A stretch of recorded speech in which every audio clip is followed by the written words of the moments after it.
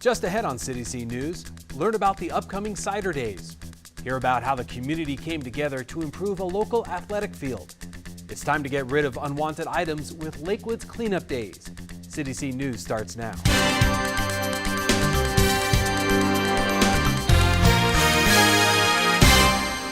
Hello, I'm Jonathan Kirsch with the latest Lakewood news and events. The September 22nd City Council meeting began with a presentation of a $2,500 donation to the West Metro Fire Rescue Relay Team designated for the West Metro Fire Foundation. The West Metro Fire Rescue Relay Team won the Government Cup competition in the Colfax Marathon. In other council news, City Council approved the service plan for Metro districts to provide streets, water, and other services to new neighborhoods to be built west of the Solterra neighborhood in the Rooney Valley.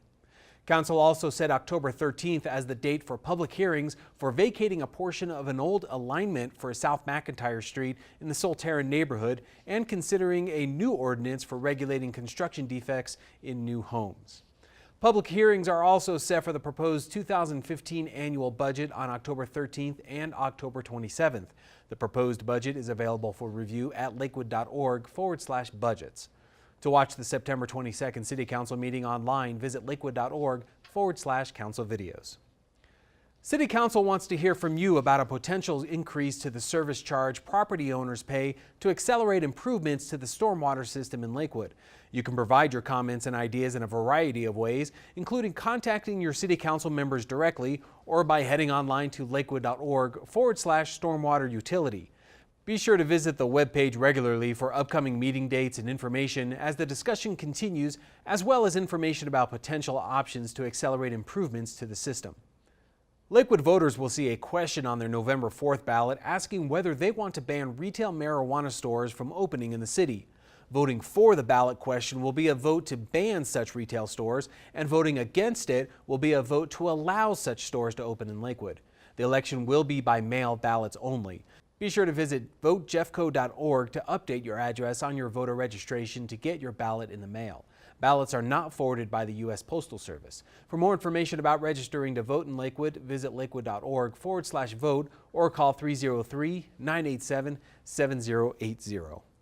The Belmar shuttle that takes visitors and shoppers back and forth from Belmar to the Lakewood Wadsworth station for the W line will be discontinued on September 30th. Visitors can still use the Call-in Ride operated by RTD and its buses to make the connection between the station and Belmar. Visit rtd-denver.com for more information on those connections. Lakewood's signature family event of the year is just around the corner. Join your neighbors at this year's Cider Days on October 4th and 5th from 10 a.m. to 5 p.m. at the Lakewood Heritage Center. This year's event will include tractor pulls and vintage power displays, wagon and barrel train rides, along with children's activities, historical demonstrations, as well as a unique variety of exhibitors and vendors. Admission is $7 for adults and $4 for children ages 3 to 12. For more information, visit lakewood.org/Cider Days. Find out what to do if an emergency or disaster strikes your community by enrolling in Community Emergency Response Training. This free course is available to 40 residents who are 16 years old or older from October 2nd to October 11th at the Lakewood Civic Center at 480 South Allison Parkway. Participants finish the course by participating in a final exercise. To register or for more information, contact Mary Ann Valeska at 303-987-7905 or marval@lakewood.org. You have the opportunity to clear out unwanted appliances, car parts, and other items from your homes and get those items reused or recycled during Lakewood's free citywide cleanup days, 8 a.m. to 2 p.m. on October 18th and October 25th at Jeffco Stadium. Residents who live north of West Alameda Avenue can bring items on October 18th, and residents who live south of Alameda can participate on October 25th. Proof of Lakewood residency is required, and there is no cost to drop off acceptable items. For a complete list of items that will be accepted, call 303-987-7193 or visit lakewood.org/cleanup. When Lakewood's community comes together, we can solve problems right in our own neighborhood. Take a look at what happened when residents, schools, and businesses came together to fix the athletic field next to Foothills Elementary School.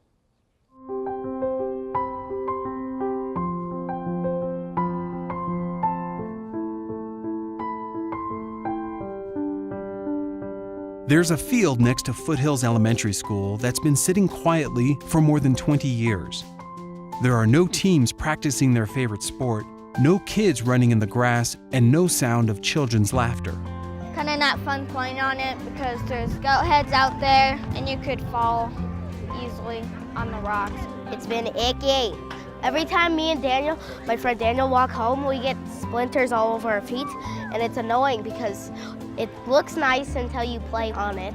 The vision of what this field could become began 3 years ago when Lakewood Church of Christ senior minister Reg Cox found out about the dilapidated athletic field, which is right down the street from his church. The community working together really was the wind under the wings that got this thing going in the first part. We had a conversation in the school between some of the city folks and the school folks, project managers from both areas, and just reached a goodwill agreement. City, would you make it easy to do this project? And school, would you let us raise money and design something on your property that we can work with together? And school, will you make it easy for the Parks Department to schedule Little League teams? And you know, city, would you help out? And so everybody threw in together from the very beginning. But to make it work, then we had to reach out to the business community. And to make it work, we had to work with the HOA president and get to know the neighborhood that has wanted this field to be fixed for 44 years. So everybody along every step of the way was very cooperative, very encouraging, and worked together. There's been an overwhelming level of support from the local community, including parents, students, teachers, neighbors, as well as local businesses and church groups. Contributions collected since January 2013 have ranged from $1 from students to up to $10,000 from enthusiastic community members. Neighbors and business owners have also stepped forward to offer their support through volunteering and providing in-kind support. That makes me really happy to see everybody come together. It shows that this really is a community and that we can make things happen. The community rallied together to raise $138,000, and the project also received a $338,000 Great Outdoors Colorado grant. Oh, there's been tremendous community support. In fact, we can't thank our community enough for the support that they've provided. At the beginning, we held several community meetings just to make sure that there wasn't anything we were overlooking in terms of obstacles. And the community was overwhelmingly in support of not only improving this parcel of land, but adding value and a uniqueness to the area. Before, when I fell, it would hurt because of the goat heads, but now they're going to change it and we'll get the goat heads out, so if you fall, it won't hurt anymore. Improvements to the field will not only benefit students at Foothills Elementary School, but also residents in the area. The community will have a new athletic field for baseball and soccer, upgraded playground equipment, and a track circling the field, providing local youth league associations with a field for practice and play. It's really cool. You know, who would have thought 2 years ago, or roughly 2 years ago when we started, that we'd be here today. But we're trying to take this template throughout the city of Lakewood to different schools and churches and really make it a successful model to benefit all. And so with these sort of community projects where people are actually putting in their own sweat equity, it's like they have an ownership. This is truly their project. And in that sense, it's not only a good project, but it's something that they can really, take home and call their own. Oh, the students are very excited. Of course, the students have gym, PE class inside because there is nowhere for them to play outside. So they're very excited about this, and they have been involved from the get-go, from the beginning. They've been doing fundraising at school, so they would have like a hat day where they would wear $1 to wear a hat. And they've been doing this for a period of 2 years, and so they've contributed about $2,500 to the project. Every time that comes, my grandma always gives me like $5, and I give it to the Field of Dreams. The foundation is relationships, connecting together and being friends with one another, being good neighbors. Really, one way to explain this project is really good neighbors shared goodwill and shared their resources to make something happen. And so if we have a relationship with each other and we're being good neighbors, the problems in our community and in our world can be solved when we work together to fix them. It's, I think, the most meaningful project that I have witnessed in my 7 years as mayor. It's an example of what can be done when we all get together and talk and vision and combine our resources. I think most importantly, it's an example of what we can do when we look around close to home, look in our own neighborhoods. Sometimes Very rightfully, we all look at areas of need throughout the world, but we have so many needs right here at home. We now have a demonstrated way to get together and solve some of those most serious of challenges.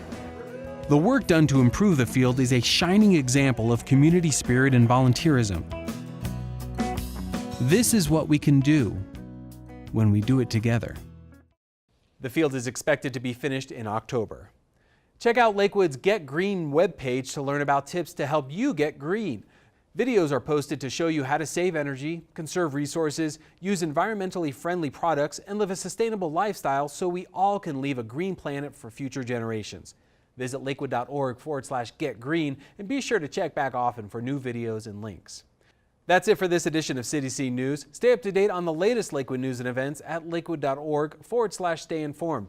I'm Jonathan Kirsch. Thanks for watching.